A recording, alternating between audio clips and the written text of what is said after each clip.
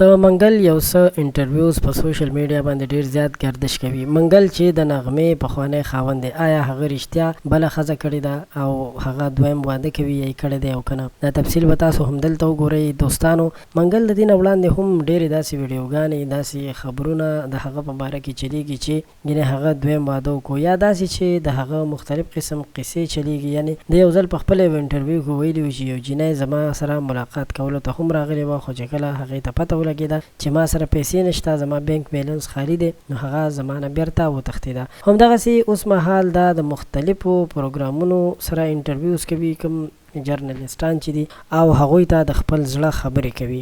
ډېرو کسانو پرې دا تنقید هم کړی دی چې بس ته بوډا شولې، نور ښه نه ښکاري چې ته دا قصې کوي چې وایي چې زما سندرغاړې ښځې یا خوښې دي یا داسې هغسې. لکه د په خپله یو انټرویو کې یو ښځې ته وایي چې ستا غږ مې هم خوښ دی او داسې نورې خبرې هم کړي دي. نو دوستانو، منګل چې دی هغه د نغمې پخوانی خاوند دی، او اوس مهال چې د ده کوم انټرویوز راځي، یعنې ځینې وخت پکې دا خفه هم وي، په ژړا هم شي او ډېر زیات داسې ژړغونې شي، نو ډېر خلک ورته دا هم وایي چې بس ته په اخري عمر شولې، نور توبه وباسه.